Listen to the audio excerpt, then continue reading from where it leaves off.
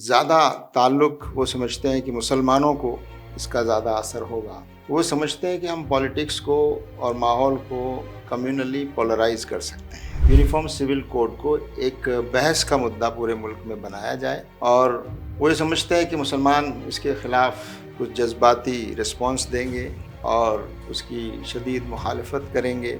یقیناً مخالفت کر رہے ہیں مسلمان۔ ان کی توقعات یہ ہیں کہ وہ اس کے ذریعے سے پورے ماحول کو کمیونلی پولرائز کر کے اور الیکشن میں اس کا فائدہ اٹھانا چاہتے ہیں۔ ڈرافٹ کے بارے میں مجھے نہیں لگتا وہ بہت زیادہ سنجیدہ ہیں، لیکن مسلمانوں کا جو موقف ہے، آل انڈیا مسلم پرسنل لا بورڈ کا جو موقف ہے وہ یہ کہ اس وقت لا کمیشن نے جو ایک نوٹیفیکیشن جاری کر کے اور لوگوں سے رائے مانگنا شروع کیا ہے، وہ بھی ڈرافٹ کے بغیر، تو اس سے اندازہ یہ ہوتا ہے کہ وہ ڈرافٹ کے بارے میں بہت سنجیدہ نہیں ہے۔ یو سی سی کو اس ملک کے لیے ایک خطرناک قدم بتایا۔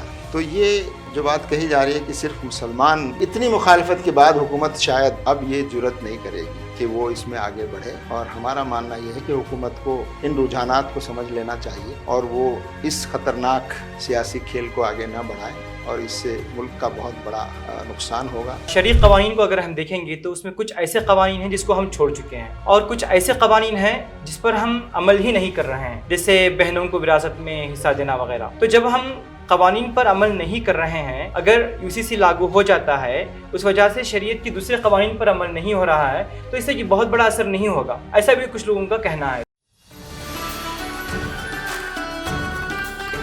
گفتگو پروگرام میں آپ کا استقبال ہے۔ آپ کے ہاتھ میں جو موبائل فون ہے اور 5G کنیکشن کے ذریعے آپ اس کو جو آسانی سے براؤز کر رہے ہیں، اس ٹیکنالوجی کو ممکن بنانے والے سائنسدان ڈاکٹر انجینئر سلیم صاحب ہمارے درمیان ہیں، اور آج کے آپ اسٹوڈنٹ لائف ہی سے جماعت اسلامی سے وابستہ رہے اور اب جماعت اسلامی ہند کے نائب امیر ہیں۔ محترم، آپ کا استقبال ہے۔ شکریہ۔ آج ہم آپ سے یونیفارم سول کوڈ پر گفتگو کریں گے۔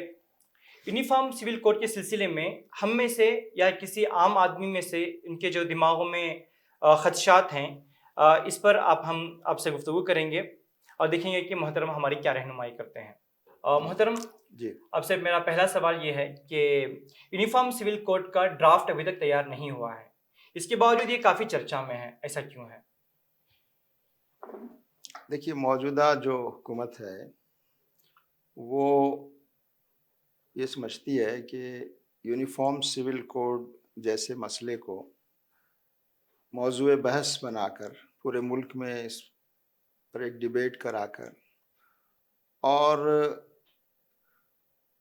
اس کو چونکہ اس کا زیادہ تعلق وہ سمجھتے ہیں کہ مسلمانوں کو اس کا زیادہ اثر ہوگا، وہ سمجھتے ہیں کہ ہم پولیٹکس کو اور ماحول کو کمیونلی پولرائز کر سکتے ہیں، اور اس کا فائدہ 2024 کے الیکشن میں اٹھانا ان کے پیش نظر ہے، ایسا ہم کو سمجھ میں آتا ہے۔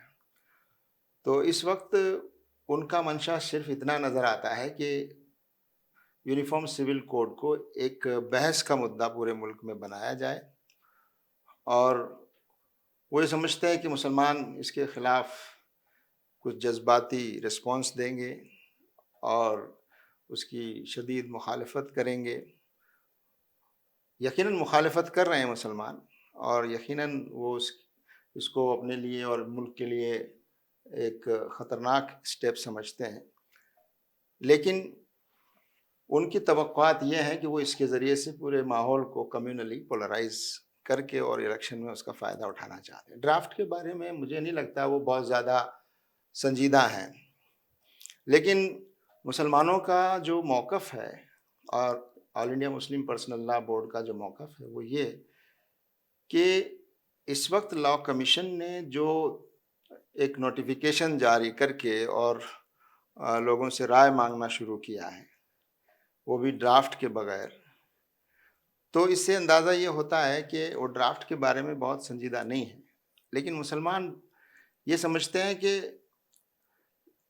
ہمیں ڈرافٹ کا مطالبہ نہیں کر سکتے، ہم نہیں کرنا چاہیے، بلکہ ہم اس یونیفارم سول کوڈ کا جو انٹینشن ہے اور جو بیسک کانسیپٹ ہے اس کا، اسی کو ہم غلط سمجھتے ہیں، اور ہم سمجھتے ہیں کہ یہ صرف مسلمانوں کے خلاف نہیں ہے، بلکہ اس ملک میں جتنی مائنورٹیز ہیں اور جتنے ٹرائبلز ہیں ان کے بھی خلاف ہے یہ، اور خود ہندو سوسائٹی بھی اس کے لیے اس کے اوپر بھی اس کے اثرات پڑیں گے اگر وہ ٹھیک سے غور کریں. اور سیدھا سیدھا ہم یہ سمجھتے ہیں کہ یہ دستور میں جو مختلف لوگوں کو اپنے مذہب اور عقیدے پر عمل کی جو آزادی دی گئی ہے، اور جو بنیادی حق ہے، وہ فنڈامنٹل رائٹ ہے، اس کو متاثر کرنے والا ایک قدم ہم سمجھتے ہیں.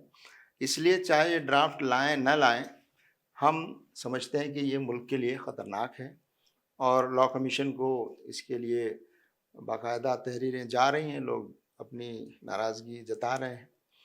اور اس میں صرف مسلمان نہیں ہیں، بلکہ اس کی مخالفت کرنے میں ہمارے سکھ برادران ہیں، ہمارے عیسائی بھائی ہیں، بدھسٹ ہیں، دلتس ہیں، اور ٹرائبلز جو نارتھ ایسٹ میں اور دوسری جگہ جو آدیواسی اور ٹرائبلز ہیں، وہ اب کھل کر اس کے خلاف کھڑے ہو رہے ہیں، کیونکہ وہ سمجھ رہے ہیں کہ اس سے ملک کی جو یکجہتی ہے اور آپس کا جو برادرانہ اور ایک آپسی پریم اور محبت کا جو ماحول ہے، اس میں درار پیدا کرنے کی کوشش اس کے ذریعے کی جا رہی ہے. اچھا، ابھی آپ نے ذکر کیا کہ اس یو سی سی کا جو اثر ہے صرف مسلمانوں پر نہیں ہوگا بلکہ دوسرے لوگوں پر بھی ہوگا. تو ہم یہ بھی دیکھتے ہیں کہ مسلمان اکثر اس پر زیادہ بات کرتے ہیں، دوسرے لوگ جو ہے زیادہ بات کرتے ہوئے نظر نہیں آتے، حالانکہ ان پر بھی اس کا اثر ہوگا. ایسا کیوں ہے؟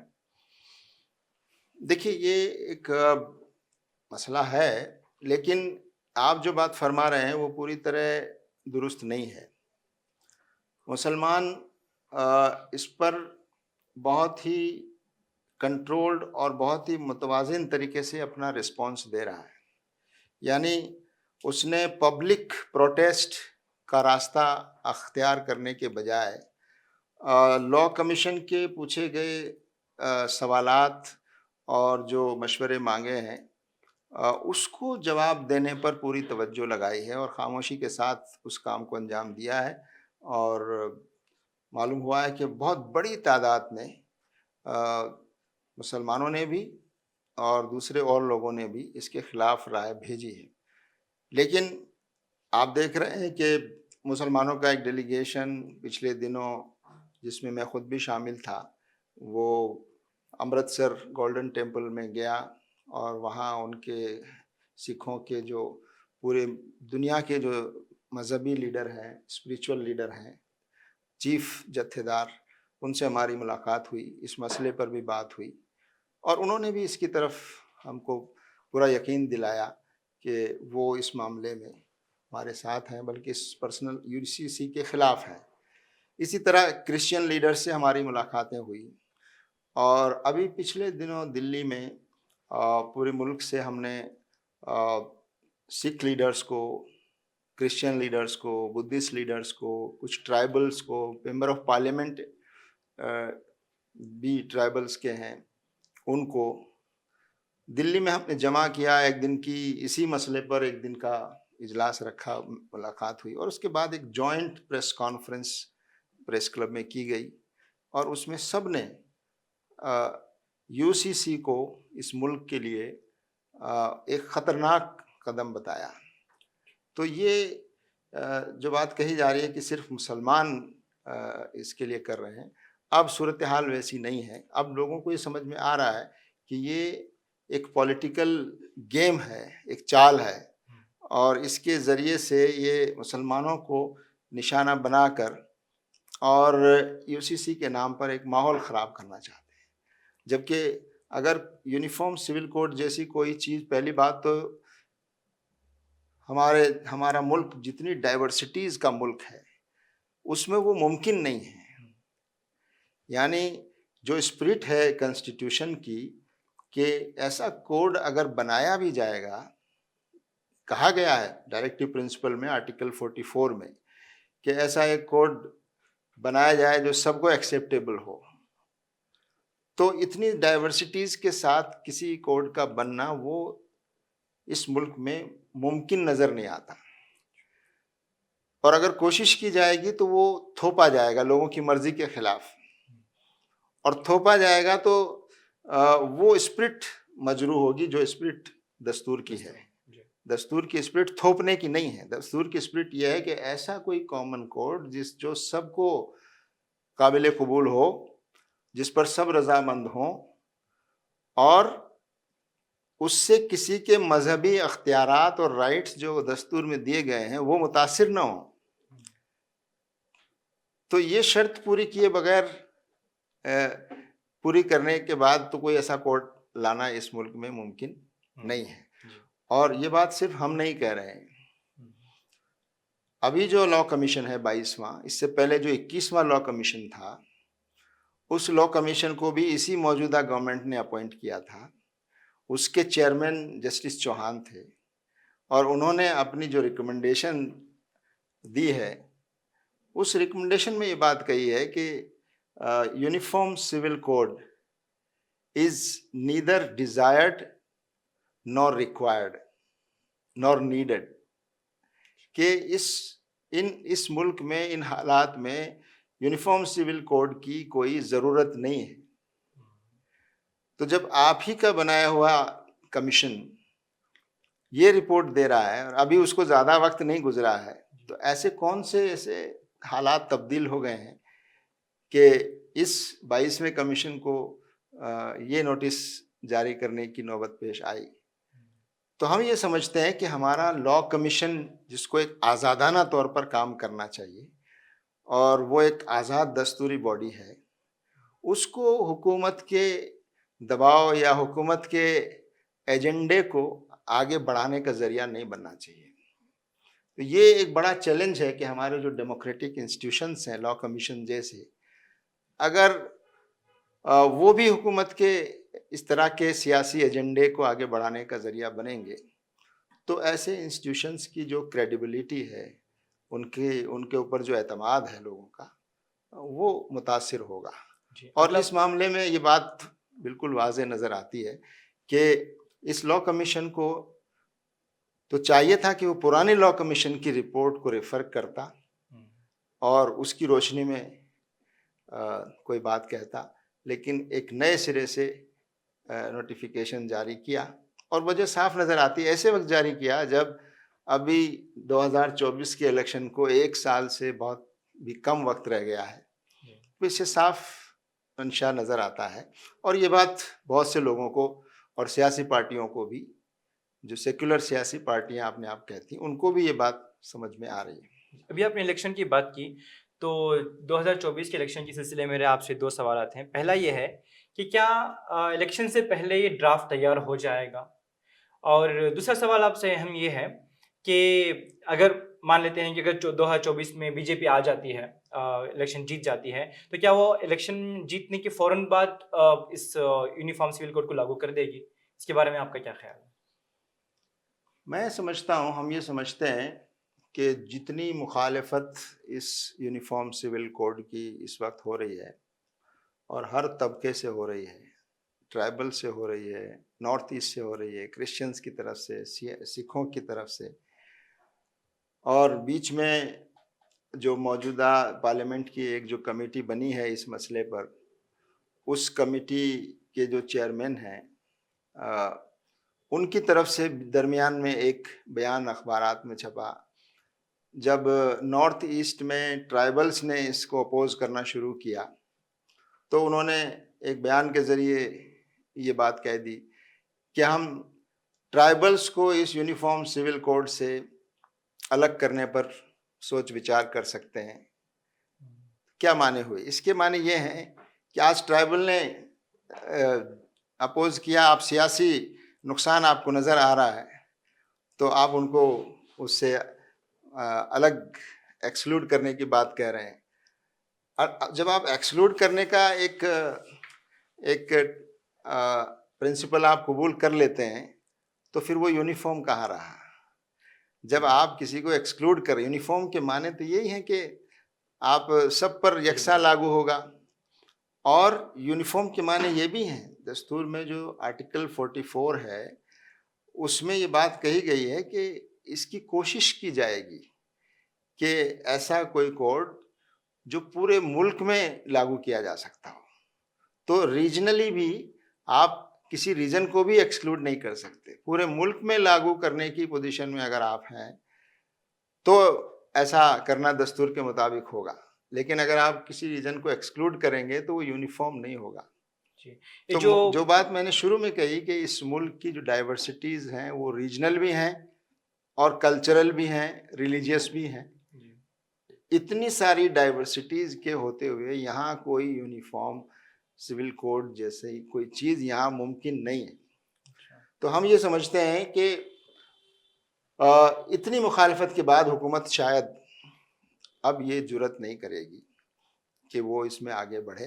اور ہمارا ماننا یہ ہے کہ حکومت کو ان رجحانات کو سمجھ لینا چاہیے اور وہ اس خطرناک سیاسی کھیل کو آگے نہ بڑھائیں, اور اس سے ملک کا بہت بڑا نقصان ہوگا اور ملک میں ایک طرح کی کمزوری پیدا ہوگی. تو ہم سمجھتے ہیں کہ شاید حکومت کو یہ بات سمجھ میں آ رہی ہے اور وہ اس مسئلے پر آگے شاید نہیں بڑھے. اسی سے ملتا جلتا میرا ایک سوال آپ سے یہ ہے کہ جیسے آپ نے کہا کہ کچھ لوگوں کو اس نے مخالفت کی وجہ سے ایکسکلوڈ کیا ہے, کیا نہیں ہے, کرنے کی بات کہی ہے کرنے کہ کی ہم بات کر رہی ہے. جی تو اسے دوسرے اینگل سے اگر ہم دیکھیں گے تو مسلمانوں کو ٹارگیٹ کر رہے ہیں بنیادی طور پر. اگر مسلمانوں کو ٹارگیٹ کر رہے ہیں اور کچھ دن پہلے طلاق کا قانون آیا, تو اسی طرح سے اگر وہ کچھ ہو جائے تو شریعت کی بات کرنے والے کیا کریں گے؟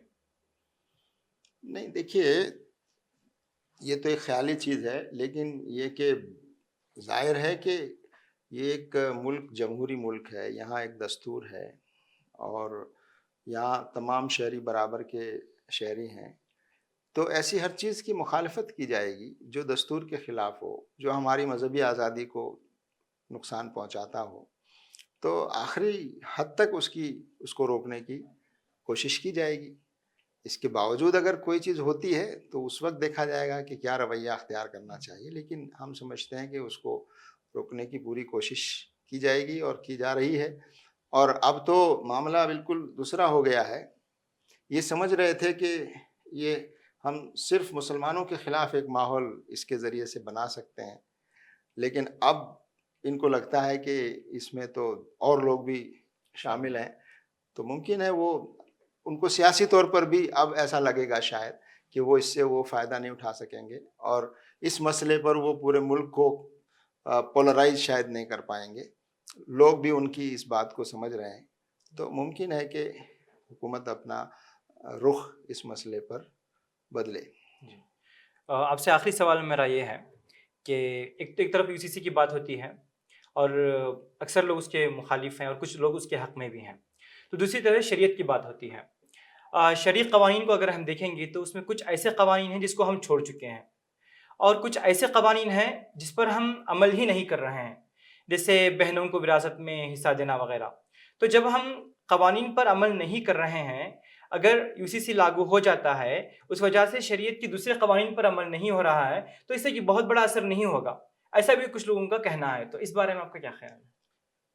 نہیں دیکھیے, یہ ایک مسئلہ ضرور ہے کہ مسلمانوں میں شریعت پر عمل کرنے میں اور پرسنل لاز کے عمل میں اور جو شریعت کے احکامات ہیں ان کے عمل کرنے میں کچھ کوتاہیاں ہیں, اور اس کی طرف پوری ملت اور مسلم پرسنل لا بورڈ بھی فکر مند ہے اور اس کی اصلاح ہونی چاہیے, اور وہ اصلاح کی کوششیں ہو بھی رہی ہیں. باقاعدہ پرسنل لا بورڈ کی کمیٹیاں اور مختلف تنظیمیں اس میں کام کر رہی ہیں. تو اصلاح کا جو کام ہے, ہمارے عمل میں جو کمزوری ہے اس کی جو اصلاح کا کام ہے, وہ حکومت اور عدالتوں کا کام نہیں ہے. وہ کام اس کمیونٹی اور سوسائٹی کا ہے, اور وہ کام کمیونٹی اور سوسائٹی خود کرے گی اور خود کرنا چاہیے. تو مجھے لگتا ہے کہ اس معاملے میں لوگوں پر بھی یہ بات واضح ہے کہ اصلاح کا کام اور لوگوں کو شریعت پر عمل کرانے کا کام یہ حکومت کا کام نہیں ہے. عمل نہیں ہو رہا ہے, یہی ایک بات ہے. تو عمل کرانے کا کام جو ہے وہ حکومت کا نہیں ہے. لوگ اصلاح کریں گے اور لوگ اس پر عمل کریں گے, اور اس سلسلے میں بیداری کی کوششیں سب لوگ کر رہے ہیں اور تیز ہونی چاہیے. اس میں کوئی شک نہیں ہے کہ ہماری بہنوں اور بیٹیوں کو وراثت میں حصہ اسلام دیتا ہے لیکن ہم نہیں دے رہے ہیں ابھی تک، اور بڑی تعداد نہیں دے رہی ہے. تو یہ مسئلہ ہے، اور اس مسئلے کو کسی قانون کے ذریعے حل نہیں کیا جا سکتا. یہ مسئلہ عمل کا مسئلہ ہے. جی بہت بہت شکریہ آپ کا محترم. شکریہ. جی ناظرین، گفتگو کے اس پروگرام میں اتنا ہی. آئندہ کسی اور مہمان کے ساتھ کسی اور ایشو پر آپ کے سامنے حاضر ہوں گے. اس وقت تک آپ کے میزبان مظہر یحییٰ منصوری کو اجازت دیں. خدا حافظ. آپ دیکھ رہے ہیں البلاغ چینل، حق کا پیغام انسان.